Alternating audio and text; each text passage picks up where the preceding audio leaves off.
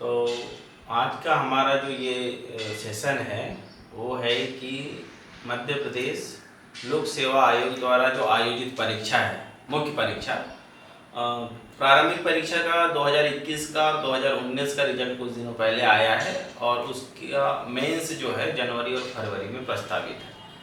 तो उस परीक्षा में किसी विद्यार्थी की क्या रणनीति होनी चाहिए और आने वाले समय में जो भी व्यक्ति मुझसे मिलता है और पूछता है कि भैया मैं परीक्षा की तैयारी कैसे करूं, मुख्य परीक्षा की तैयारी कैसे करूं या प्रारंभिक परीक्षा की कैसे तैयारी करूं, तो उन लोगों के लिए ये वीडियो रिकॉर्ड हो रहा है कि भैया अगर तुम वास्तव में मुख्य परीक्षा की तैयारी करना चाहते हो और तुम अगर इस सिचुएशन में हो कि प्रीलिम्स तुम्हारी परीक्षा हो गई है, रिजल्ट आ गया है और हमारे पास अगर 60-65 दिन बचे हैं, तो हमारी क्या रणनीति होनी चाहिए परीक्षा पास करने के लिए। कोई व्यक्ति जो नया स्टूडेंट तैयारी करना चाहता है उसके लिए अलग से रणनीति होगी, उनकी अलग मनोदशा होगी, उनकी अलग वस्तु स्थिति होगी, उसके लिए हम अलग से बात करेंगे।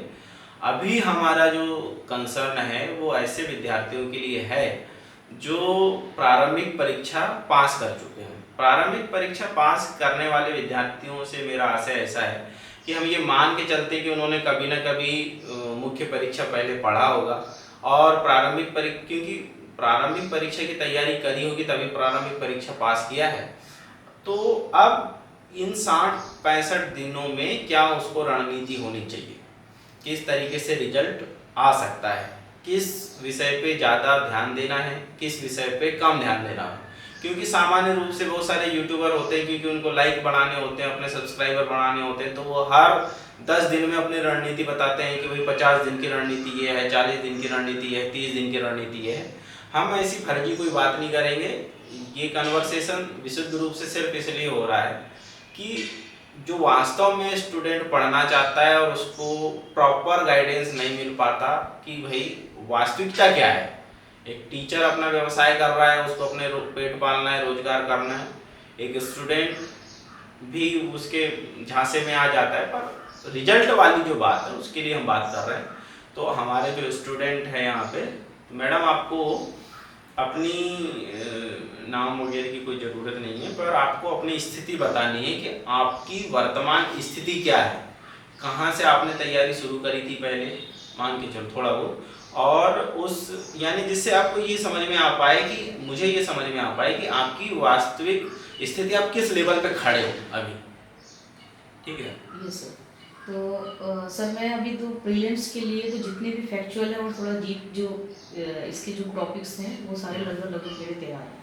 अब चूंकि मेंस का मामला है, मेंस में कितना कंटेंट अपने को पुट अप करना है, एक तो ये तरीका चाहिए मुझे आपसे, और इसके साथ साथ ये भी है कि आप कितने डेप्थ तक क्या लेवल का क्राइटेरिया रहेगा ये भी आपसे चाहती हूँ सर। और बाकी मेरी जो वास्तविक पोजीशन है वो ये है कि अभी मेंस जो बदलाव हुआ वाला जो GS1 GS2 जरा सिलेबस है वो अभी हमने अटेम्प्ट एक भी नहीं किया है।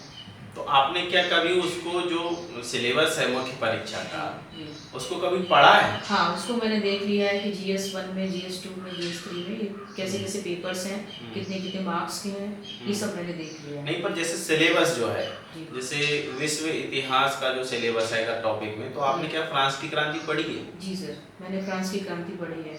और जैसे मान लीजिए और इंडियन की भी हो गई तो इंडियन भी पढ़ा हुआ है, लेकिन वो प्रीलिम्स लेवल तक मैंने पढ़ा। अच्छा, प्रीलिम्स लेवल तक पढ़ा है, यानी ऐसा मुख्य परीक्षा क्या कभी किसी टीचर से पढ़ा है? नहीं सर, अभी नहीं पढ़ा। अच्छा, तो जो हम बात कर रहे हैं अब कि यदि किसी व्यक्ति को उसने सिलेबस पढ़ा हो या नहीं पढ़ा हो, अगर पढ़ा हो तो अलग बात है और अच्छी बात है, पर यदि नहीं भी पढ़ा है तो अभी क्या करना है? जी सर। अभी क्या करना है, और यदि करना है तो, क्योंकि नहीं करना है तो उन लोगों के लिए यदि कोई एक्सक्यूज बनाता है कि भाई मुझको शादी में भी जाना है, मुझको ऐसा भी करना है, मुझे परिवार भी देखना है, मुझे नौकरी भी करना है, तो उन लोगों के लिए उसको अपना ड्यूरेशन वो अपना संभालते रहेंगे। पर हम ये उन लोगों की बात कर रहे हैं जो समर्पित हैं। अब समर्पण से ये बात पता चलती कि समर्पण 100% यानी 100% होना चाहिए।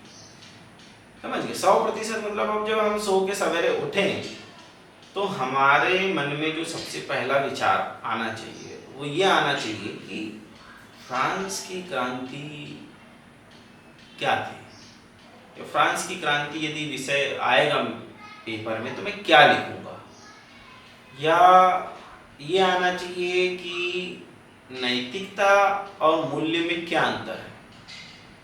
जब हम सबसे पहले सो के उठे हैं तो हमारे मन में ये प्रश्न आना चाहिए।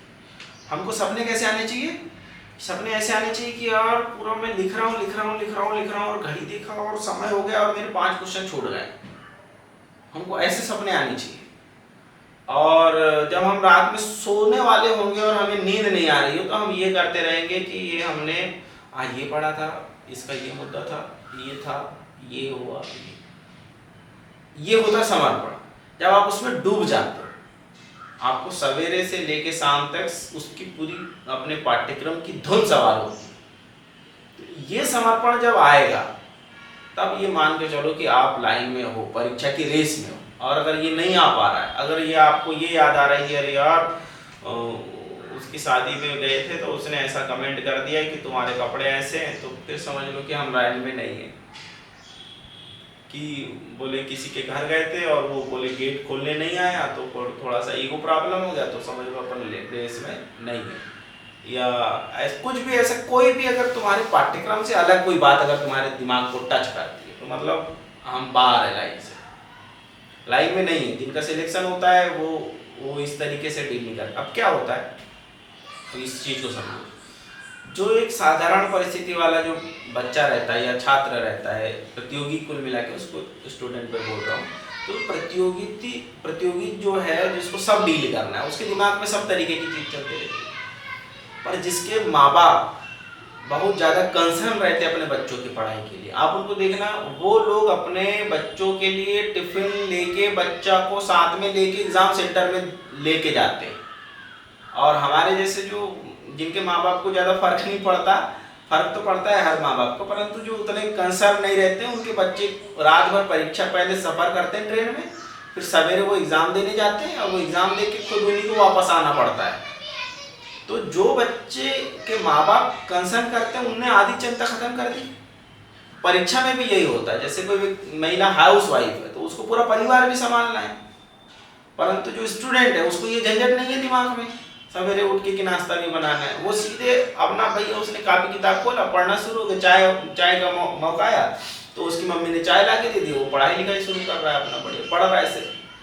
तो ये चुनौतियों को हमें कहीं ना कहीं ये सुनिश्चित करना पड़ेगा कि हम इन चुनौतियों से आगे निकल पाए, क्योंकि छोटी छोटी चीज़ें हमको उन लोगों से कहीं ना कहीं compete करने में चुनौती पैदा करती है, कठिन बनाती है, हमारे कंपटीशन को हमको पीछे करती है। तो समर्पण बहुत ज़रूरी है, हमारा भी समर्पण और परिवार का भी समर्पण, क्योंकि कोई भी परीक्षा की तैयारी कोई व्यक्ति नहीं कर सकता, वो पूरी परिवार ही करता है और वो पूरा परिवार ही कर सकता है। परीक्षा पूरा परिवार देता है, ये बात समझना होगा।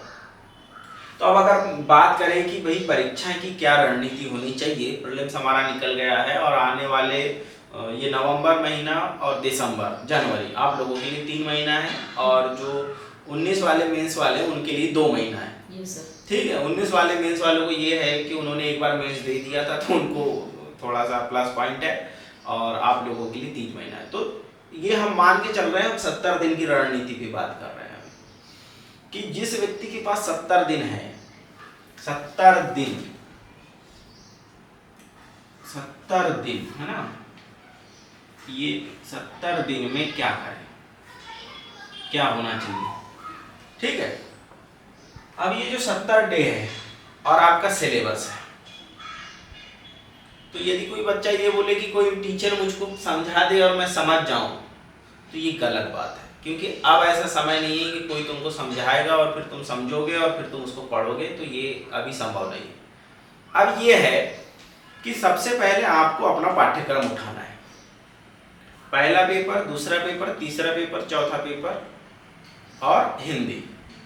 ठीक है, और ये पाठ्यक्रम का सबसे पहले सिलेबस याद करना है। सिलेबस याद करना है, मान के चलो आपने पूरे दिन भर में सिलेबस याद कर लिया। दिन भर में सिलेबस याद करने के लिए आपको पूरा सिलेबस लिखना पड़ेगा। पहले पेपर का पूरा सिलेबस लिखना पड़ेगा हाथ से, दूसरे पेपर का सिलेबस याद करना पड़ेगा, तीसरे का, चौथे का, पांचवे।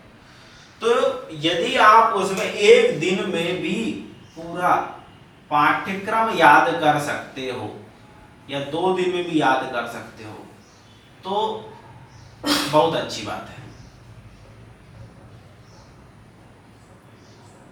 क्योंकि मैं पहली बार लिख रहा हूँ तो मेरे को बोर्ड में लिखने का बहुत एक्सपीरियंस नहीं। तो पाठ्यक्रम याद करना है। पाठ्यक्रम जब याद हो जाएगा तब समझना कि हमारी तैयारी शुरू हुई है। अच्छा, शुरू हुई। हाँ, पाठ्यक्रम याद होना चाहिए। जैसे कि नैतिकता और मूल्य में जो अंतर है, ये बात हमको पता रहनी चाहिए। ये भ्रष्टाचार हमारे सिलेबस में कितनी जगह लिखा है ये हमको पता रहना चाहिए। तब भ्रष्टाचार का कोई मुद्दा अगर हम न्यूज में कहीं सुनते हैं तो हमारा उसमें अरे यार ये भ्रष्टाचार तो हमारे जगह पेपर में कुल 5 जगह लिखा है, हमारे लिए बहुत संवेदनशील मुद्दा है, ये हमारे लिए बहुत महत्वपूर्ण मुद्दा है। ये होता है पाठ्यक्रम याद करने से। और घटनाएं जो न्यूज है जो हमारे आसपास बिखरी पड़ी हुई है, हम उनको समझ पाते हैं कि ये हमारे पाठ्यक्रम में कहाँ आएगा। जैसे आपने कभी भी अगर पेपर कोई एग्जाम दिया होगा तो बहुत सारे लोगों के साथ ये होता है कि उनको समझ नहीं आता है कि ये क्यों इम्पोर्टेंट है अभी जब पढ़ते हैं तब, क्योंकि किसी मैगजीन में आ गया तो हमने पढ़ लिए, परंतु जब उत्तर लिखने जाते हैं यदि किसी ने लिखा होगा तो उनको याद आ रहा होगा कि यार ये तो मेरे को मालूम था पर हम यहाँ नहीं लिख पाए।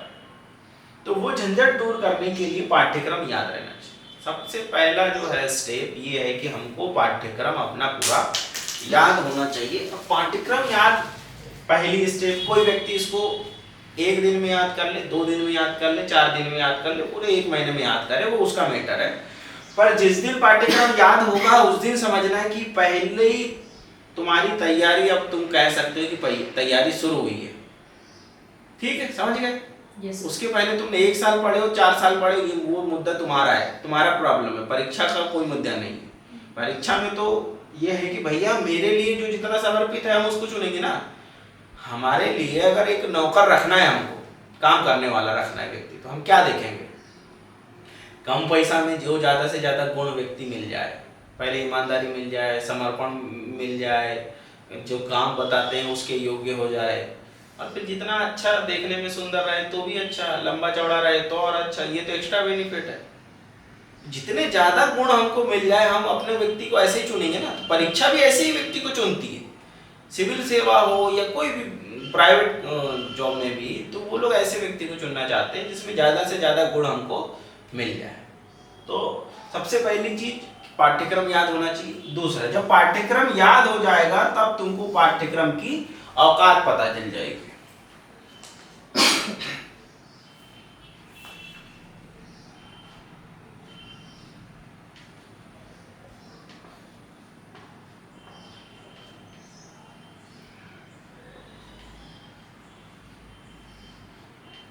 इसको और आकर्षक में लिख सकता था, औकात शब्द की जगह दूसरा शब्द भी लिख सकता था, पर मैं जानबूझ के औकात शब्द इसलिए लिख रहा हूं ताकि आप लोगों के या स्टूडेंट के भेजे में ये बात चली जाए कि हर जो विषय है उसकी एक सीमा है। अब हिंदी माध्यम का जो विद्यार्थी है उनसे, या मैं भी खुद हिंदी माध्यम का विद्यार्थी हूँ, तो मुझे अपनी ये पता है कि हम जब पढ़ाई शुरू करते हैं तो हम शुरू करते हैं इतिहास से और ख़त्म करते हैं भूगोल पर। शुरू पढ़ा तो क्या पढ़ा, तो बोले इतिहास। फिर अब इतिहास इतना लंबा होता है कि पहले वो व्यक्ति पढ़ता है आधुनिक भारत पढ़ता है, फिर मिडिवल पढ़ता है, फिर प्राचीन पढ़ता है, फिर उसका कला और संस्कृति, फिर एक गुप्त काल पढ़ा उसने, फिर मौर्य काल पढ़ा, फिर आधुनिक अकबर पूरा मुगल पढ़ डाला। तो इतिहास और ज्योग्राफी इतने कठिन हो जाते हैं, इतना बड़ा हो जाता है कि आदमी उसमें धंस जाता है और उसको लगता है कि मैंने 1 साल पढ़ा, 2 साल पढ़ा, 3 साल, पर पढ़ा गया तो बोले ज्योग्राफी और इतिहास और प्रीलिम्स के लिए जो करंट अफेयर पढ़ लेते वो, पर उसने विज्ञान नहीं पढ़ा है, उसने इकोनॉमिक्स नहीं पढ़ा है। थोड़ी बहुत इकोनॉमिक्स पढ़ा है कि आरबीआई का गवर्नर कौन है, आरबीआई की स्थापना कब हुई थी, और मॉनिटरिंग पॉलिसी किसी कहते हैं, और राजकोषीय घाटा किसको कहते हैं। इससे ज्यादा उसने इकोनॉमिक्स नहीं पढ़ा है। अब ये बात है कि जब तुम पाठ्यक्रम याद करोगे तब तुमको ये देखना है कि हमारे पाठ्यक्रम में क्या क्या है, और दूसरा कि उस जो पाठ्यक्रम जो हमने लिखा है उसका नंबरिंग क्या है, उसका हमारे पूरे जो मेंस के पाठ्यक्रम में उसकी सीमा क्या है उस पाठ्यक्रम की। अब पूरा पाठ्यक्रम जो है मुख्य परीक्षा का वो आपका कितने नंबर का है? 4 पेपर हो गए 250 के, कितने 300 300 के, तो 4 तिया 1200 ये हो गए। तो और हिंदी जो ऐसे का पेपर है 100 नंबर का, वो 100 नंबर का हो गया। ऐसे 200, हाँ वो एक वो ये हिंदी मिला। 200, हिंदी 200 और ऐसे 100, ऐसे 100, तो ये 4 तिया 12, 5 तिया 15, 1500। 1500 नंबर का पेपर है, 175 नंबर का साक्षात्कार है। इंटरव्यू। ठीक है, तो अब ये समझ लो कि पहले पेपर में जो भूगोल और इतिहास दोनों है, दोनों में तो दोनों की क्या क्षमता हो गई? 300 नंबर। ठीक है, और दूसरे पेपर में क्या क्या है? अपना संविधान है और संविधान है, और मध्य प्रदेश का भी है, हाँ, और ये खंड में क्या हो गया? संविधान हो गया। संविधान। दूसरे में अपना ये क्या नाम है ना, सामाजिक वो जो है ना, हाँ, सामाजिक स्वास्थ्य और शिक्षा टाइप स्वास्थ्य और की जो चीज़ें, शिक्षा और सामाजिक, ये वाली चीजें हो गई। अब ये हमने प्रीलिम्स में कभी नहीं पढ़ी है। और तीसरे पेपर में इकोनॉमिक्स हो गया और विज्ञान हो गया, विज्ञान हो और गया। गणित टाइप की जो चीजें गणित छोटी और छोटी, वही ये प्रकृति। तीसरे पेपर हो गया। आईटी सेक्टर वगैरह। चौथा पेपर जो है नैतिकता वाला, वो कितने नंबर का है? दार्शनिक है, 200 नंबर का है। हाँ, तो वो 200 नंबर का है।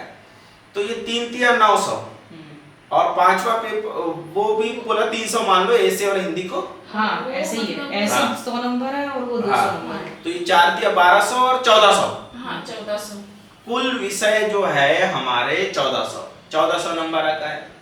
अब 1400 में जो व्यक्ति पूरे जिंदगी भर, अगर कोई व्यक्ति बोलेगा कि मैं 2 साल से पीएससी की तैयारी कर रहा हूँ या 3 साल से कर रहा हूँ, तो उसने कितने क्या पढ़ा होगा पता है? उसने सिर्फ पढ़ा होगा भूगोल, उसने पढ़ा होगा इतिहास, और बहुत थोड़ा बहुत उसने पढ़ा होगा संविधान। तो यदि जितना भी उसने इतिहास और भूगोल पढ़ा है, इसमें उसने मेंस के स्तर का तो पढ़ा नहीं है, तो उसका इकोनॉमिक्स और संविधान जो पढ़ा है वो घटा दो। तो यदि कोई व्यक्ति बोलता है कि मैंने 10 साल से तैयारी कर रहा हूँ या 5 साल से कर रहा हूँ या 2 साल से तैयारी कर रहा हूँ, तो वास्तव में उसने कुल 300 नंबर की तैयारी करी है, अगर करा भी है तो। जबकि कोई ऐसा विद्यार्थी जो अपने एकेडमिक में बहुत ज़्यादा वो था, शार्प था, जिसने 11वीं 12वीं तक की पढ़ाई अच्छे से करी है, वो ऐसे अच्छा लिखेगा, 100 नंबर का ऐसे अच्छा लिख लेगा। वो नैतिकता वाले विषय में हम, क्योंकि जो हिंदी मीडियम के स्टूडेंट है या जिनको भी ये लगता है कि जो कोचिंग नहीं करके खुद से पढ़ रहे हैं, वो नैतिकता वाले विषय को सबसे आखिरी में रखने के लिए छोड़ देंगे। तो हम ये 300 विषय को अभी ही अलग कर देते हैं कि बोले कि हम आपको पढ़ना नहीं है। कौन कौन से? 100 नंबर का ऐसे, और 100 नंबर का वो हिंदी में भी और ऐसे आते ही हैं अलग से, तो वो हिंदी अवॉइड करते हैं, ऐसे अवॉइड करते हैं, और नैतिकता वाला पेपर अवॉइड, दार्शनिक जिसमें हाँ एथिक्स वाला। तो ये वो 300 और 200 वो 500 नंबर को अवॉइड करते हैं। पर हमारी रणनीति ये है कि यदि तुमको सही में परीक्षा निकालना है, तो उन 500 नंबर को सबसे ज्यादा फोकस करने की जरूरत है। ठीक है, उन 500 नंबर को बराबर समय देना है, और उनकी जो क्षमता है, क्योंकि वो भी तो 500 नंबर के यार। तुमने ये सोचो कि 2 साल 3 साल से जो तुम पढ़ रहे थे, वो तुम पढ़ रहे थे, क्या पढ़ रहे थे तुम? 300 नंबर का पूरा पढ़ रहे थे इतने दिनों से, तो तुमको 500 नंबर को तो ध्यान देना ही चाहिए ना। तो हमारा ये कोशिश रहेगी कि यदि हमको अगले जो भी 60-70 दिन हैं, तो हम उसमें बांट ले समय कि पहला पेपर जो है, फर्स्ट पेपर जो है हमारे 300 अंक है, दूसरा पेपर 300 अंक, चौथा पेपर, ये तीसरा पेपर भी 300 अंक, ये 200 अंक, और ये 200 अंक, और ये 100 अंक। ठीक है, ये हमारे पेपर हो गए पूरे। तो ये 300 अंक, ये 300, ये 300, ये 200, ये 200, ये 100। ठीक है, ये 70 दिन है। अब 70 दिन को बांटो वाला, कितना कितना आ रहा है दिन? ये तो 5 दिन आएगा।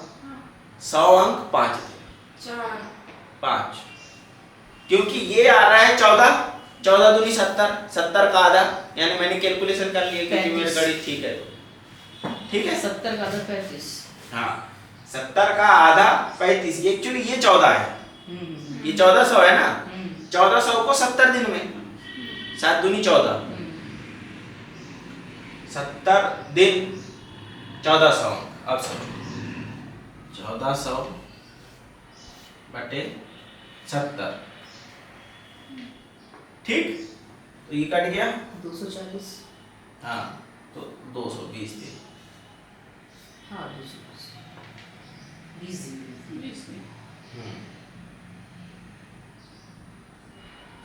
20 नंबर 20 अंक एक दिन, ठीक है। वो अंक के हिसाब से हाँ। हो गया। ये क्या हो गया, अंक है ना, वही मैं सोच रहा था कि मेरा कैलकुलेशन में 5 दिन आ रहा है 100 अंक के लिए, फिर यहाँ गड़बड़ क्यों हो रहा है। तो ये 20 जो है अंक है और ये क्या है, ये दिन है। तो दिन क्या है, एक। अब ये देखो, एक दिन बराबर 20 अंक, ठीक है। तो 5 दिन बराबर 100 अंक, ठीक है। आप समझ जाओ, अगर 100 अंक है यहाँ पे, तो यहाँ कितने दिन देना है हमको, 5 दिन 5 दिन। ये 5 दिन, ये 10 10, ये 10, ये 5 6 के 30 15, 15। हाँ ये 15 15 और ये 15। अब जो व्यक्ति इस हिसाब से नहीं पढ़ेगा, वो क्या पढ़ेगा, शुरू करेगा हिस्ट्री से, खत्म करेगा भूगोल पे, समय बच जाएगा तो थोड़ा सा इकोनॉमिक्स और थोड़ा सा संविधान। जबकि परीक्षा में नंबर कैसे आते हैं, सबसे आगे। तुम कितना भी इतिहास पढ़ लोगे, 300 के अंदर ही तो मार्किंग होगी ना। अगर अधिकतम 300 में अधिकतम मार्किंग होनी तो 60% मार्किंग होगी।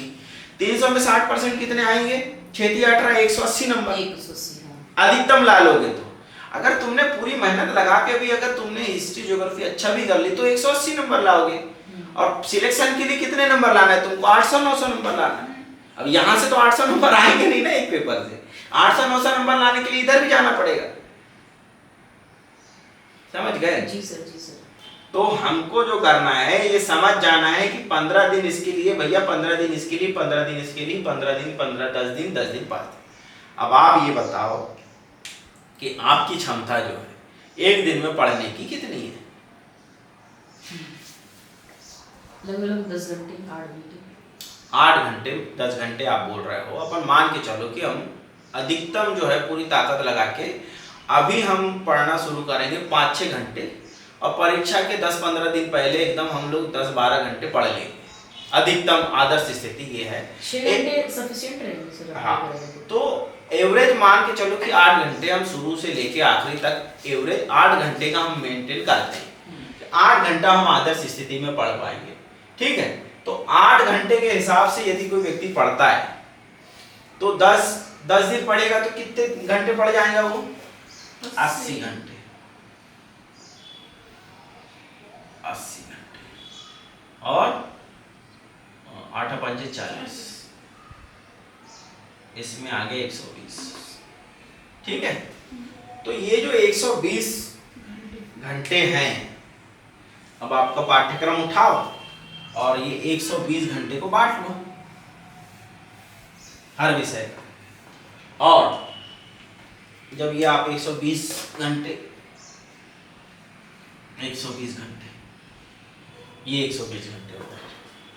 अब जो ये इनका भैया औकात के हिसाब से समय निर्धारित मिल गया, इसके हिसाब से तुमको अपना समय देना है। जैसा समय दोगे वैसा पेपर में लिखोगे, जैसा लिखोगे उस हिसाब से नंबर मिलेंगे, उस हिसाब से चयन होगा। सीधी सिंपल सी बात इतनी है। तुम किस जगह से आए हो, तुम्हारी क्या मानसिकता है, वो उसके आधार पे तुम थोड़ा बहुत समय कम जाए। जैसे कोई गणित वाला विषय जिसको गणित बिल्कुल भी नहीं बनती, तो उसको निर्धारित करना है कि अब उस विषय पे जो पाठ्यक्रम है उसमें जो पाठ्यक्रम है उसके आधार पे कौन से प्रश्नों को डील करना चाहिए इस विषय पे। फिर कभी बाद में हम वीडियो बनाएंगे, बाद में डिस्कस करेंगे, उसको भी अपलोड कर देंगे। पर अभी हम ये समझ लो कि एक आदर्श स्थिति है, क्योंकि कोई व्यक्ति यदि हिंदी में अच्छा होगा तो हो सकता है कि उसको इंग्लिश में गड़बड़ी आए। जैसे मैं जब था तो मैंने अपने हिंदी वाले विषय में इंग्लिश वाला पोर्शन लगभग छोड़ दिया था। या 25-30 नंबर का जो भी हिंदी इंग्लिश ट्रांसलेशन आता है, तो वो समझ लो कि मेरे अभी की जो कंडीशन, क्योंकि मैंने 2015 में मेंस दिया था, 2015-16 में, उसकी अपेक्षा यदि मैं आज वो इंग्लिश लिखता तो मेरे 10-15 नंबर अपने आप बढ़ जाते। उस समय मुझे इंग्लिश में बहुत ज़्यादा समस्या थी। तो ये अलग चुनौती है, पर ये आदर्श स्थिति में हमको ये नंबर के आधार पे अपना समय निर्धारित करना है, ठीक है।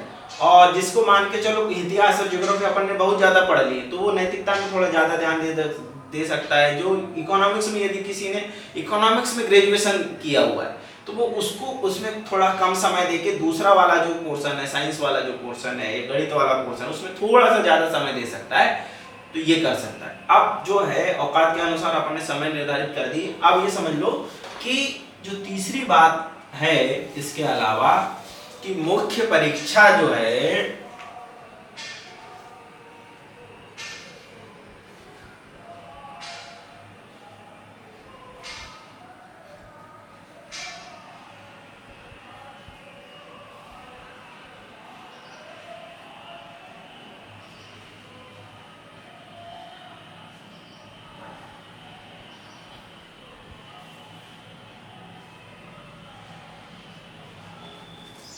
मुख्य परीक्षा पढ़ने की है ही नहीं है, समझ गए। हमने अभी आपको बताया कि आपके पास इतने घंटे हैं पढ़ने के लिए, और अब ये बोल रहे हैं कि मुख्य परीक्षा पढ़ने की है ही नहीं है, लिखने की परीक्षा है। तो अब आपको लिखना भी है। अब ये सोच लो कि ये जो परीक्षा आपको एक समय के लिए मिला था 120 घंटे, और अगर आप इस 120 घंटे में से आपको क्या करना है, 120 घंटे में कम से कम 30 घंटे हर विषय को लिखना अनिवार्य है। 120 में से 30 और 80 में से 20, 40 में से 5 या 7 घंटे या 10 घंटे, क्योंकि ऐसे में तो और भी पढ़ना कुछ ज्यादा नहीं रहता, लिखना ज्यादा रहता। तो ये जो न्यू स्टूडेंट्स है, जैसे मान लीजिए पहली बार बैठ रहे हैं, तो इनको तो पहले तो सिलेबस समेटना होगा ना सर, कंटेंट जब होगा तब तो लिख पाएंगे। हाँ, तो तो ये उसके लिए कुछ रणनीति बनाए कि कैसे हाँ। पहले पढ़े और फिर कैसे वो पुट अप करें आंसर। तो क्या होता है कि हमको ये लगता है कि हमने नहीं पढ़े तो नहीं लिख पाएंगे, ठीक है। और परीक्षा की सबसे बड़ी समस्या ये है कि हमने जो पढ़ा है उसको लिखें कैसे। हाँ, लिखेंगे सर, राइट, ठीक है। जी सर। तो बात यह है कि अल्टीमेट लक्ष्य क्या है हमारा, अल्टीमेट लक्ष्य ये है कि परीक्षा में जो कॉपी में जांचक के सामने होगा नंबर उस आधार पर मिलेंगे। जी सर। हमारे आपके दिमाग में जो चीज है वो हमको हमारे दिमाग में बहुत सारी चीजें, पर अगर हम उसको लिख नहीं पाए तो फिर, और लिखने के बाद ही पता सही चलता है कि हमको पढ़ना क्या था। क्योंकि जो किताब लिखने वाला है उसने सब कुछ लिख दिया है, क्योंकि उसको वो मार्केट में बेचना है, परंतु क्या हम उसको वहां जो है परीक्षा हॉल में ले जा पा रहे हैं, तो वो तो तब पता चलेगा ना, जैसे आपने कोई एक विषय पढ़ा, आपने पढ़ लिया, आपको अच्छा लग रहा है, पर यदि आप उसको परीक्षा हॉल तक नहीं ले जा पा रहे हो तो उसका इवैल्यूएशन कैसे होगा। उसका इवैल्यूएशन तो तब होगा कि जब आप पढ़ो और दूसरे दिन उसको परीक्षा हॉल में लेके जाओ, और तब तुमको समझ में अरे यार मैंने तो पढ़ा था, भूल गया। तो जैसे मेरे साथ ये घटना घटी थी कि मैंने अपने यूपीएससी का मुख्य परीक्षा दिया था 2016 का, क्योंकि मेरी पूरी तैयारी अच्छी थी एमजीएस के पेपर की, पर मैंने ऑप्शनल कभी उससे पहले पढ़ा नहीं था और कोचिंग नहीं पढ़ी थी, खुद से किया था। तो मैंने सिर्फ